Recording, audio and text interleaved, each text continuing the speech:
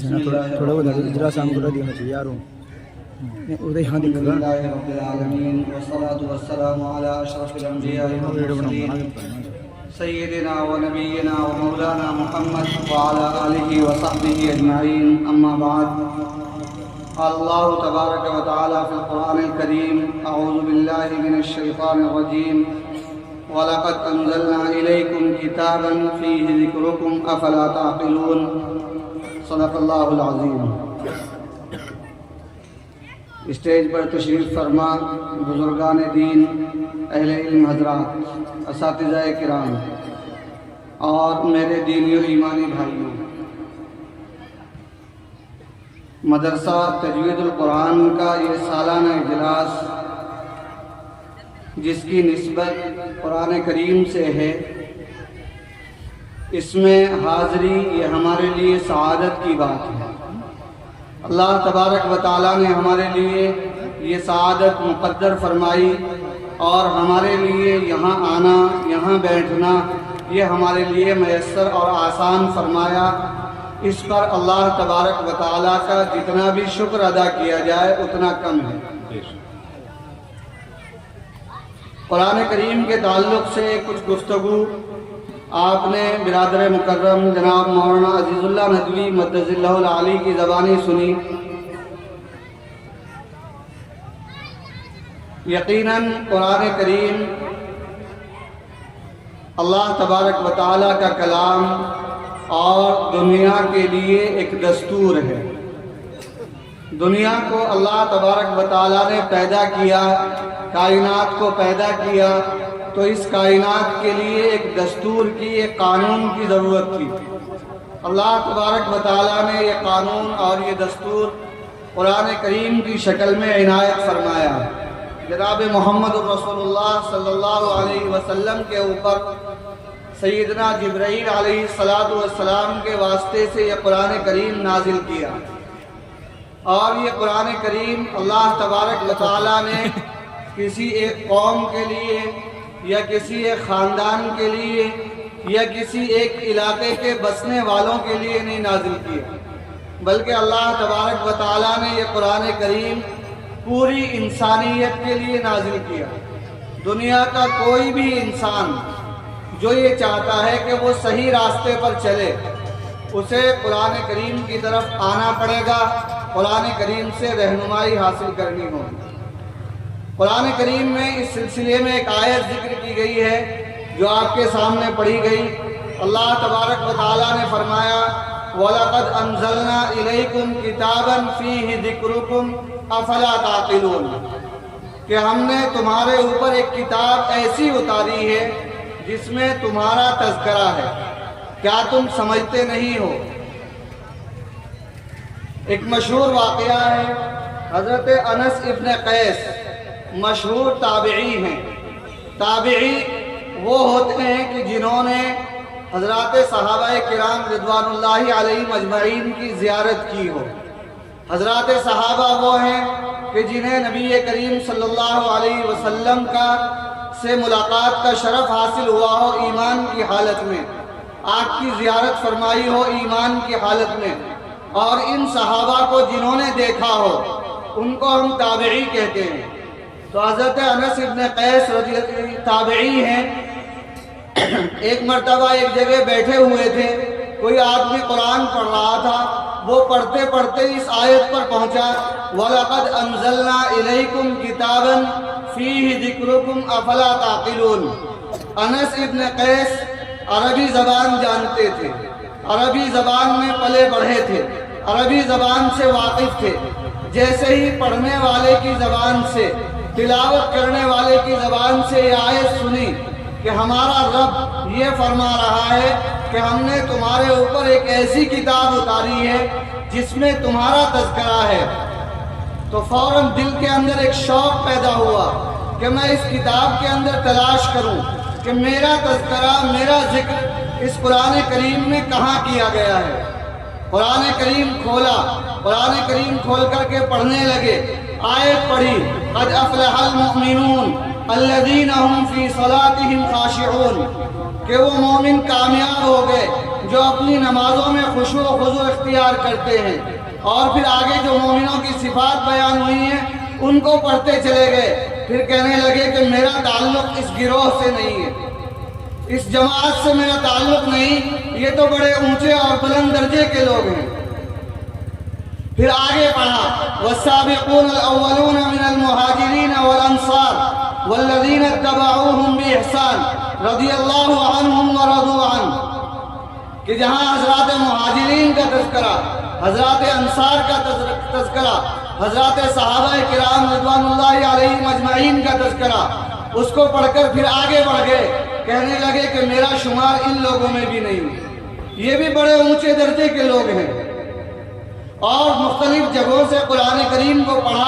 پڑھتے چلے گئے اور یہ کہتے چلے گئے کہ اس گروہ سے میرا تعلق نہیں۔ پڑھتے پڑھتے ایک آیت پر پہنچے وَآخَرُونَ اعْتَرَفُوا بِذُنُوبِهِمْ خَلَطُوا عَمَلًا صَالِحًا وَآخَرَ سَيِّئًا، کہ کچھ دوسرے لوگ ایسے بھی ہیں کہ جنہوں نے اپنے گناہوں کا اعتراف کر لیا ہے، جنہوں نے کچھ اچھے اعمال بھی کیے اور کچھ برے اعمال بھی کیے، دونوں طرح کے اعمال ان کے ہیں۔ تو کہنے لگے کہ میں ان لوگوں میں سے ہوں،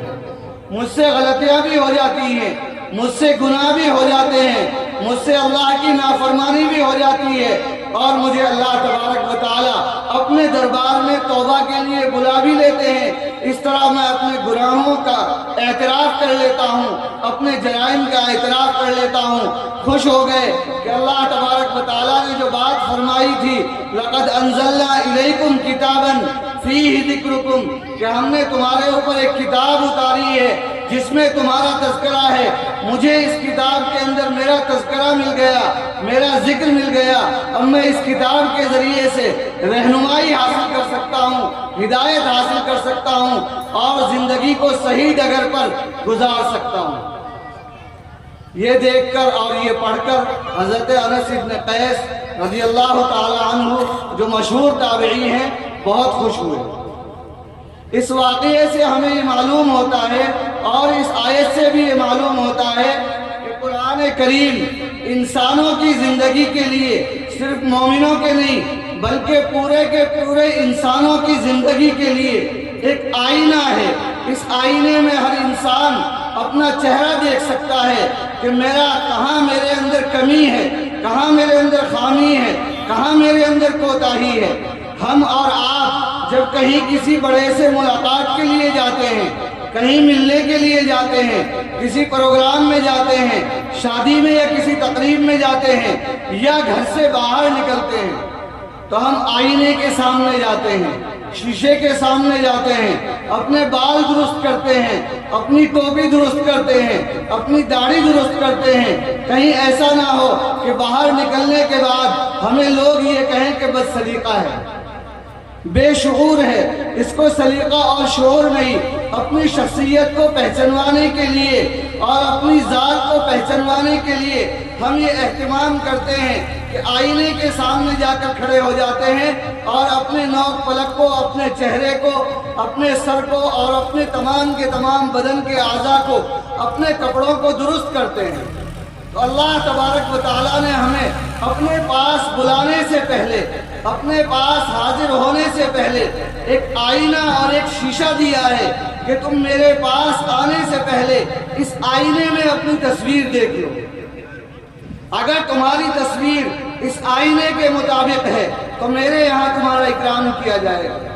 اور اگر اس آئینے کے مطابق تمہاری تصویر نہیں ہے، کہیں خامی نظر آ رہی ہے، تو میرے پاس آنے سے پہلے اس خامی کو دور کر لو، اس غلطی کی اصلاح کر لو، اس کوتاہی کو دور کر لو۔ اور دنیا میں تو ہمیں معلوم بھی ہوتا ہے کہ فلاں جلسے میں فلاں تاریخ میں جانا ہے، فلاں شادی میں فلاں تاریخ میں جانا ہے، لیکن اللہ تبارک و تعالیٰ کے یہاں جانے کے لیے نہ کوئی تاریخ متعین ہے، نہ کوئی وقت متعین ہے۔ تو ہمیں اس اعتبار سے ہر وقت اپنے آپ کو قرآن کریم کے آئینے میں دیکھتے رہنا چاہیے، ہر وقت ہمیں سوچتے رہنا چاہیے، قرآن کریم کی آیات کی روشنی میں اپنا جائزہ لیتے رہنا چاہیے، قرآن کریم کی تعلیمات کی روشنی میں اپنی زندگی کو، اپنے اعمال کو دیکھتے رہنا چاہیے کہ کسی بھی وقت اللہ تبارک و تعالیٰ کی طرف سے بلاوا آ جائے تو ہم اللہ تبارک و تعالیٰ کی طرف سے، اللہ تبارک و تعالیٰ کی طرف اس طرح چلے جائیں کہ ہم نے قرآن کریم کے آئینے میں دیکھ کر اپنے آپ کو اللہ تبارک و تعالیٰ سے ملاقات کے لیے بالکل تیار کر رکھا ہے۔ اگر ہم یہ کر رہے ہیں تو یقینی بات ہے کہ ہم بڑے سعادت مند ہیں اور ہم بڑے کامیاب ہیں، اور اگر ہم یہ نہیں کر رہے ہیں تو یہ بڑے خسارے اور بڑے گھاٹے کی بات ہے۔ ہمیں اس کی طرف توجہ دینے کی ضرورت ہے۔ اگر ہم نے اس کی طرف توجہ نہ دی تو ہم اس دنیا کے اندر بھی ناکام ہوں گے اور ہو رہے ہیں، اور آخرت میں بھی ناکامی ہمارا مقدر بنے گی۔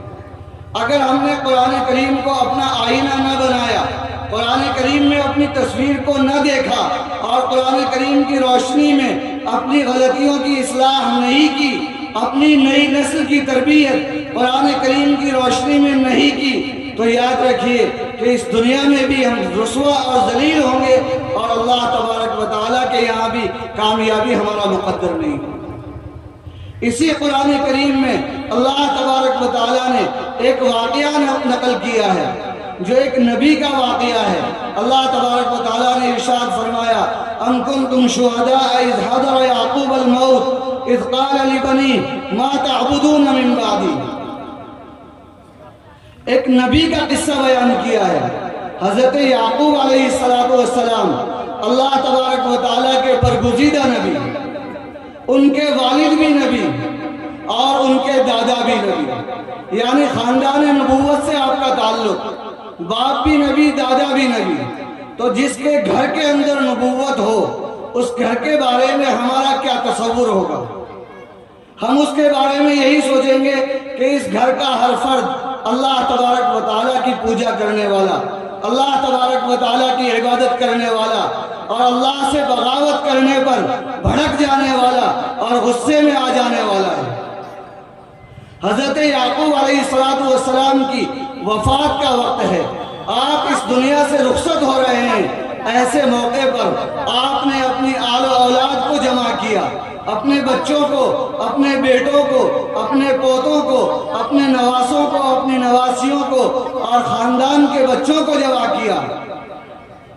اور جمع کرنے کے بعد جیسے آج ہم میں سے کسی کا انتقال ہوتا ہے اور انتقال کا وقت جب قریب ہوتا ہے، بچے پاس میں آتے ہیں تو اس نیت سے آتے ہیں کہ باپ یہ کہے گا کہ فلاں چیز تمہاری جائیداد ہے، فلاں کھیت تمہارا ہے، فلاں دکان تمہاری ہے۔ اولاد بھی اسی نیت سے آتی ہے اور باپ بھی اسی نیت سے بلاتا ہے کہ میرے مرنے کے بعد جائیداد کے سلسلے میں بچوں کے اندر کوئی جھگڑا اور کوئی اختلاف نہ ہو۔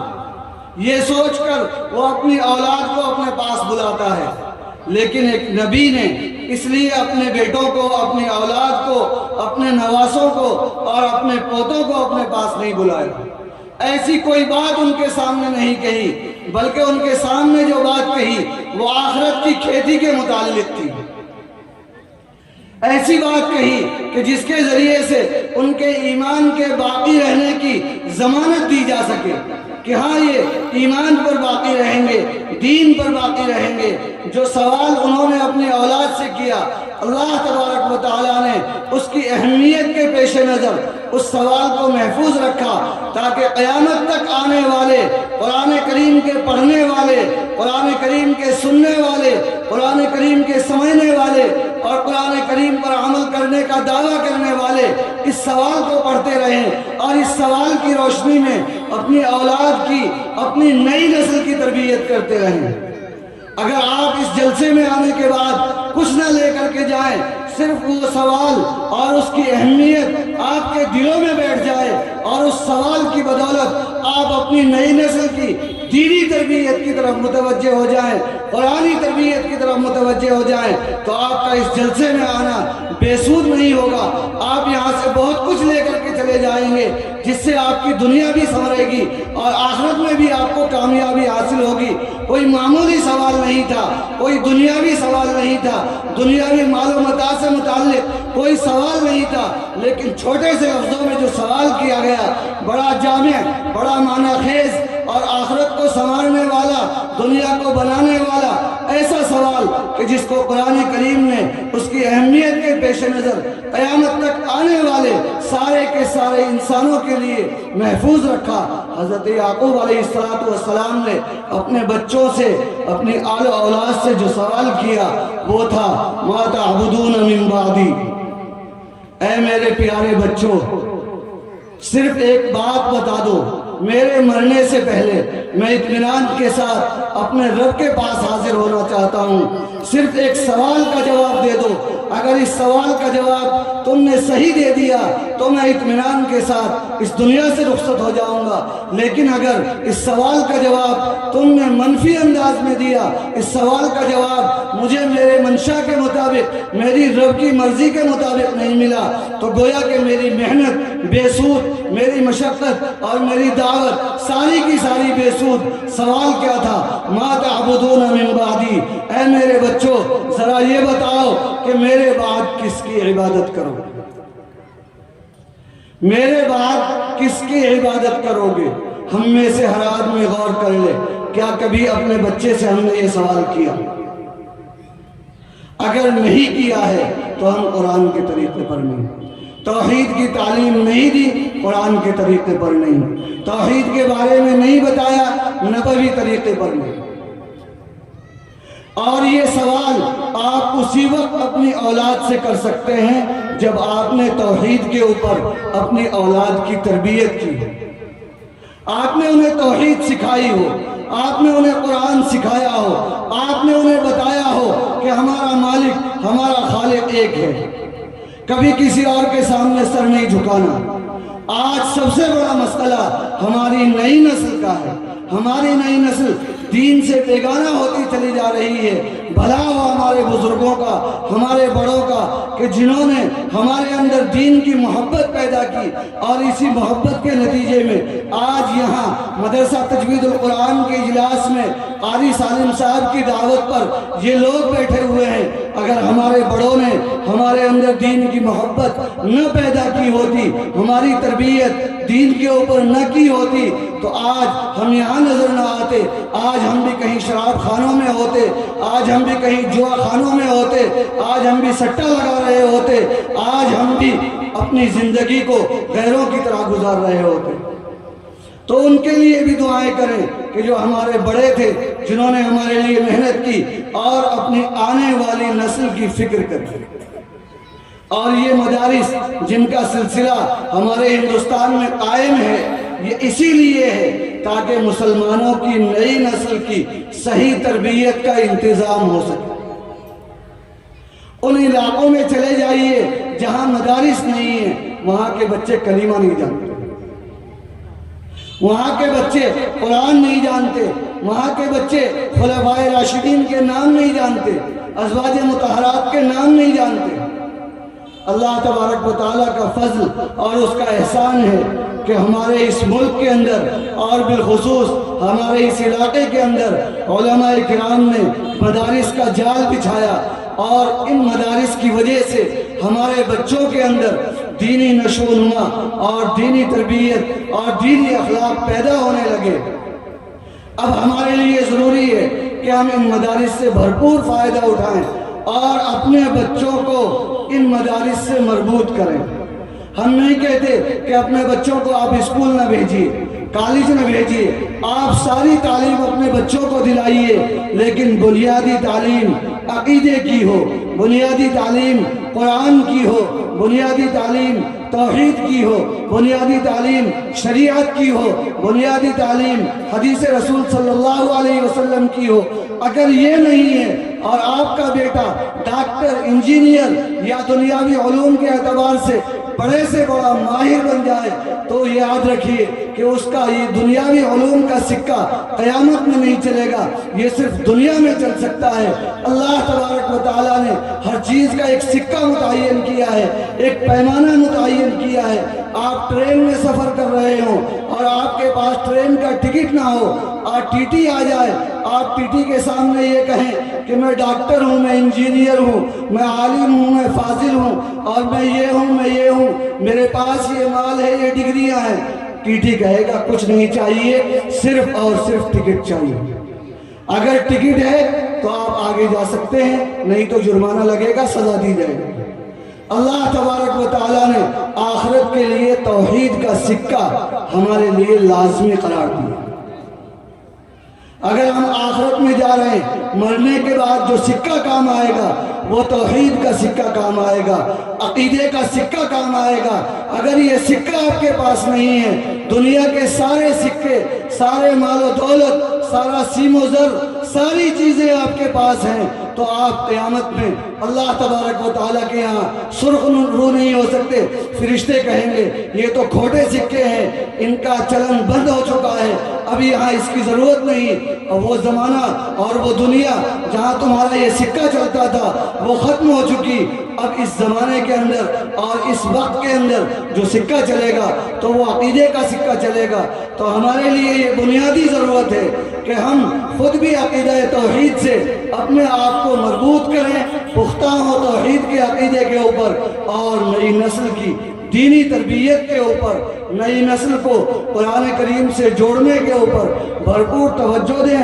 اور یہ مدارس جو ہمارے یہاں قائم ہیں ان مدارس کا پورا احترام کریں۔ ان مدارس میں پڑھنے والے، پڑھانے والے چونکہ یہ محسن ہیں آپ کے، اور آپ کی نئی نسل کے اوپر احسان کرنے والے ہیں، اس لیے ان کا بھی احترام کریں، ان کا بھی اکرام کریں۔ اللہ تبارک و تعالی ہمیں حقیقی معنی میں توحید کا عقیدہ اور ہماری نئی نسل کی صحیح تربیت کرنے کی توفیق عطا فرمائے۔ وآخر دعوانا الحمدللہ رب العالمین۔ جزاک اللہ، بارک اللہ۔ دل نشیں طرز تکلم منفرد حسن بیان، دل نشیں طرز تکلم منفرد